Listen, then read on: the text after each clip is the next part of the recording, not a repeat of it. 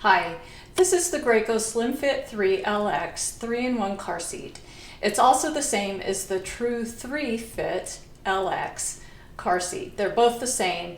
On the inside, it's just a different name for different locations where they're sold, so don't worry about that. What I'm going to show you today is how to install it rear facing, both with the seatbelt and with latch. Hi, I'm Heather with Car Seat Site. I'm a child passenger safety technician and instructor. The great thing about the SlimFit3 LX and the True3Fit LX, that's a mouthful, is that they're super skinny seats. So they're the 3 across go-tos. When you're installing them 3 across, what you want to do is use the seatbelt, because if you try and install them using latch, you're kind of stuck into that latch spot because you have no leeway in moving it. When you install with latch, you're stuck with latch. It's 11 inches across and that's where you install it. With the seatbelt, you're able to kind of shift it around just a little bit to get it where you need it to be, and then kind of tighten it up, and it hopefully, fingers crossed, will stay there. So I'm going to be showing you both methods of installation because you may not always have a 3 across situation with these seats. Maybe you just bought it because you liked the seat and it works for your situation. What I would like to do is go ahead and get it set up for installation. We're going to take out the padding and talk about that later. First, I'd like to go over the weight limits. For rear facing, it rear faces from 5 to 40 pounds. It forward faces from 22 to 65 pounds and becomes a booster from 40 to 100 pounds. The height limit for rear facing and forward facing is 49 inches. And when rear facing, let me go ahead and loosen this harness. Even though you have 49 inches of height limit, when you're rear facing, you need to make sure that the child's head stays contained within 1 inch from the bottom of this adjustment handle. So make sure that you kind of measure down 1 inch from there, and it's usually right around where this Graco label is. So measure down about 1 inch from the plastic, and it's right around where this Graco stitching is, and so that's a pretty easy thing to remember. So I'm going to adjust this back down so that it's not quite so top heavy, and I'll take all the padding out and we'll get it set up. The first thing we want to do is set up the recline on the seat. Now let me show you on the side. One thing that Graco does really well is color coding. So if you look here, everything that's for rear facing is in blue, and everything that is for forward facing is in orange. So we know that anything we're going to be dealing with in this particular video is going to be blue. So we want to make sure that our recline arrow, which is right here, is going to be pointing at one of our blue recline indicator zones right here. So right now it's pointing at orange, which means that it's fully upright. I mean, if you take a look at it right now, if we tried to install it, that's what it would look like, and that is no good. So I'm going to grab onto this recline handle, which is right here on the front of the seat, and I'm going to pull on it. So it's a pull like that. Pull, and I'm going to tip the seat back like that all the way, and it is reclined. Just as an aside, if you need to take off these cup holders, the cup holders are optional. This is not one of those Graco seats that you have to have them installed all the time for structural purposes. So go ahead and take them off if you want them off. There's a button on the inside, right under here, and you just push this button right here, and they pop off. So if you need to take them off, you can. If you want to include just one, you can include just one. So there you go. Okay, so now if we look at that, our recline zone is right there, and we just want it to be in the blue. But there's a little bit of a range in the blue. So I make sure that the base is perfectly flat on my seat, that there's no gap underneath. and I noticed that the ball is further towards the seat. And what that means is that it's more upright. So if I want it to be more for a young baby or a newborn, I want this seat to be more flat like that. And so what that's doing is the seat is mechanically keeping the child's head open so that the child is laying back flatter. And so if I want that to happen, there's going to be a gap right here. You can see I'm fitting my hand under there. And that's where you would put a pool noodle or a tightly rolled towel. So what I'm going to do is I'm going to, and that means I'm going to slide my seat so that it's touching the vehicle seat back. I'm going to slide my seat down, and I'm going to put the pool noodle right there, just like that. Now, if you take a look at it, the ball is going to be, and I know it's kind of tough to see right now, the ball is going to be touching the red just a little bit. That's okay at this point, and that's because we haven't installed it yet. As we go and install it and start putting some pressure on this, it's going to compress the pool noodle, and it's going to bring that ball back into that blue zone. So we're not worried about that yet. Okay, so let's go ahead and get started with the seatbelt installation. To get ready for the seatbelt installation, I'm going to do a couple of things. First thing I'm going to do is I'm going to make sure my harness is loose, which I did earlier in the video. And then I'm going to take the harness and I'm going to move it out of the way, out of the seat pan area. There are harness holders. They're little elastic holders right here, and you can take your buckle tongs and you can stick them in there just like that. So you can do that if you want. I think it's just as easy to kind of drape them into the seatbelt path right here, just like that. That's for the booster area. So if you want to do that, that's fine. I am going to lift the cover up. Now this bottom piece actually just totally comes out. So you can do a couple of things. You can lift it up this way, or you can lift it up the other way. It comes up from the back, or you can just totally remove it altogether because it snaps in. So whatever you want to do, you can disassemble your seat and totally take it apart. That's fine. So the bottom piece comes out, it just snaps out.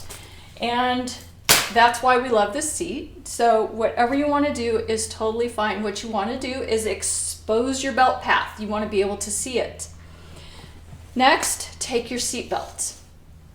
And we're going to put it into your belt path. Now the belt path is where the seatbelt goes through. And it's this nice wide open area right here. It goes under the child's thighs. So we're going to take our seatbelt and we're just going to run it through under here, just like this. I'll get this buckled in here. Here we go. Make sure that the harness buckle is free and that it's not being held down by your seatbelt, so that it's not impeded by the seatbelt. So that's all we did. Notice I didn't fully pull out the seatbelt. Some people like to pull a big length of seatbelt out as they buckle in. That's not my technique. If that's your technique, go ahead and do it. I find the seatbelt gets twisted when I do that. So I like to pull out just what I need and buckle it in, just like that. Okay, now what we're going to do is we are going to lock our seatbelts. Okay, so right now it's not tight and the seatbelt needs to be locked. So we take our seatbelt, pull it slowly all the way out to the very end, let it retract. Hear the click? That means it's locked. So when we try and pull it back out, we aren't getting any slack. Here's some more clicking. It's locked. We can't pull any slack out. Okay. All right. Now what we're going to do is we're going to pull this seatbelt tight. So because this is a big open almost round hole right here. On other car seats, this tends to be more flat. It's not quite that big circle shape. And because this is a circle shape, this shoulder belt tends to want to lift this car seat up. So what we're going to do is we're going to not lift the shoulder belt up, because if we do that, it's going to tip it over. So you can push here on this side. What we want to do is we want to put pressure down on the seat. Grab that shoulder belt right here. See how much slack I have right here? So grab that shoulder belt, and you can put your pressure here or put it here, right where the harness adjuster strap is, and push and pull that slack. You see how much slack I got? Push and pull and get that tight, and then very gently grab that and kind of push down on it so that the tension is going down, and then let it come back up into the retractor. And we're going to repeat. Do that again, and then check your work. So check for tightness. We want 1 inch or less of movement at the belt path. And my car is shaking, so we know that got tight. I was talking to you as I was doing that, so it doesn't take a lot of work. It doesn't take, having to put a knee in the car seat. It doesn't take a lot of heavy work to do that. Your vehicle may vary though. This isn't that easy in all cars. If I try and put this in my husband's car, I'm huffing and puffing. So, it depends on the car. So if you need to, try that again. I got 2 more clicks. Okay. And then slide that aside so you can see that I'm no longer in the red zone. That is installing with the seatbelt the SlimFit3 LX. That's the super skinny Graco 3 across seat. I've already got the latch strap set up through the rear facing belt path. This is the push-on style of latch connector, and it looks pretty much like a stapler. So when we push it onto the lower anchor, we want it to be with the fat part of the latch connector up on top so that it looks just like this. If it's upside down, it's going to be pretty obvious, and you're not going to be able to get to this red release button very easily. So we want to make sure that it's upright just like this. We don't want any twists on the latch strap going through the belt path. So let's go ahead and get it set up into the car. And I have a noodle right here because we determined when we were installing it with the seatbelt that for a very young baby or a newborn, this, even though it looks nice and good with the ball in the blue range right now, for a very young child, it would be even better set up with the noodle right there. Even though it's slightly touching the red right now, by the time it gets nice and tight, it will be fully in the blue zone. Now, my technique for installing with latch is to turn the car seat so that it's facing me like this. What I have found is that trying to reach over on top the car seat makes it just a little bit more difficult to get to the lower anchor. So by turning the car seat like this, you have full access to the anchors, and it's just easier. So I have a flap covering my anchors like this.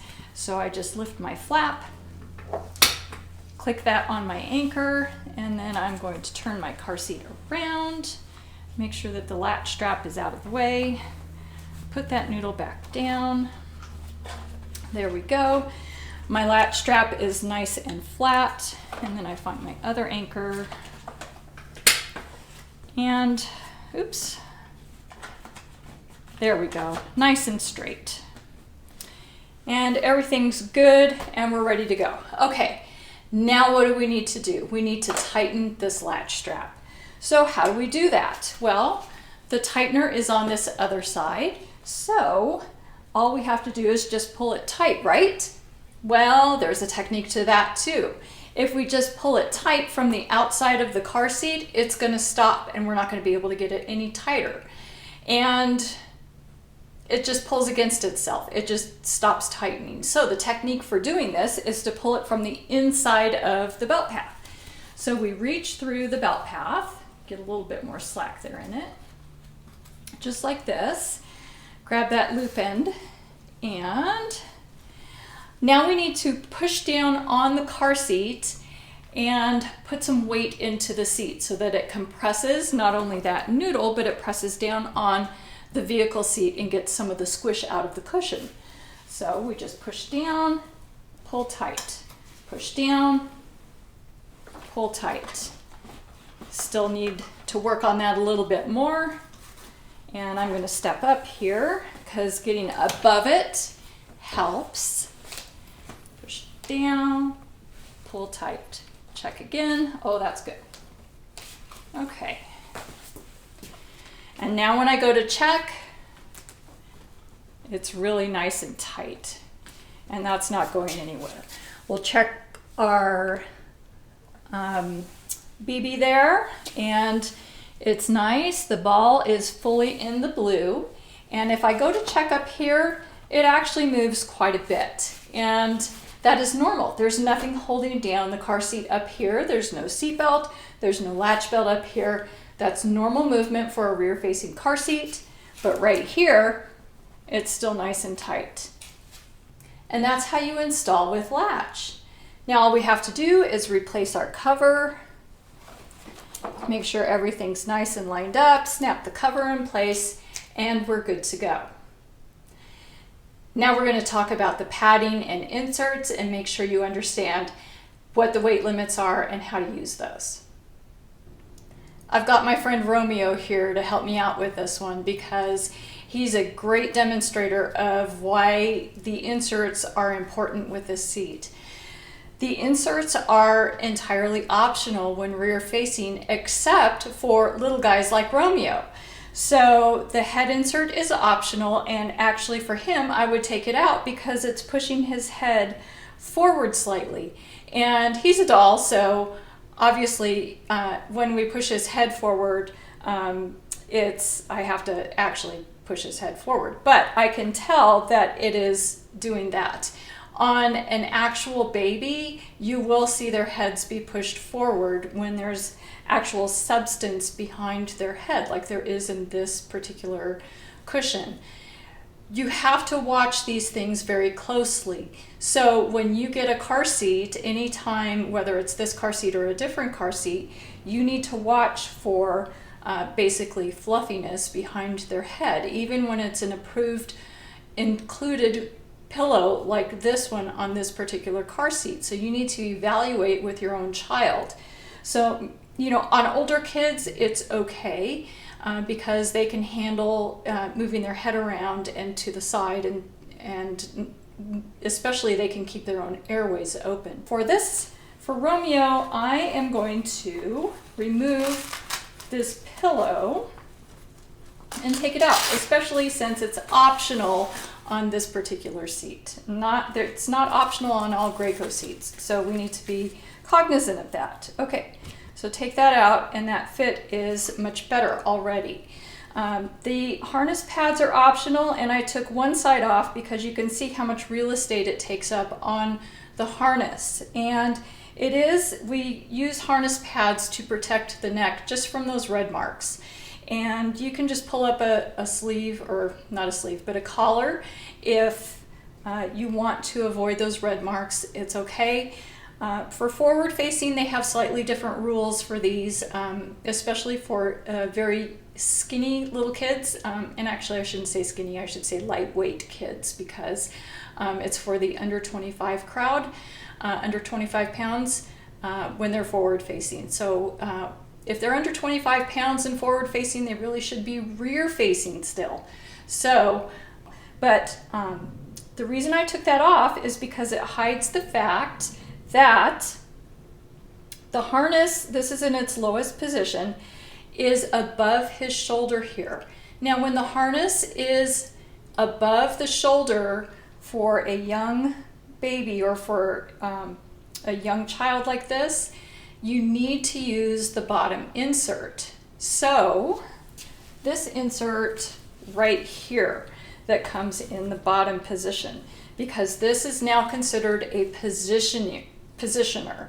So this is no longer optional when the child is below the lowest harness setting. It is now a positioner. So that is only when rear facing. So any other time it's optional, but when it's needed as a positioner to boost that child up to that bottom harness position. When rear facing, we want that harness to either be right at the shoulder so that it's flat across the shoulder, or that it's cupping the shoulder. And so right now, and I'll take a snapshot of this and so that you can see closer what it's doing to Romeo here, but it's actually kind of angled up a little bit. So we need to make sure that this is fitting properly on him, because in a crash he could slide up the seat just slightly, but any kind of movement in a crash is not good for these kiddos. We need them to be tightly harnessed. We need them to be snugly harnessed so that they're not moving in their car seats. And so that's why we need to use this as a positioner. So hopefully that explains these inserts just a little bit, and you understand their purpose and use a little bit. The positioner instructions are actually written on a tag on the positioner, so please don't cut this off. It's also in the owner's manual. Thanks for watching the video. If you found it helpful, please consider subscribing to my channel and liking it. It really does help.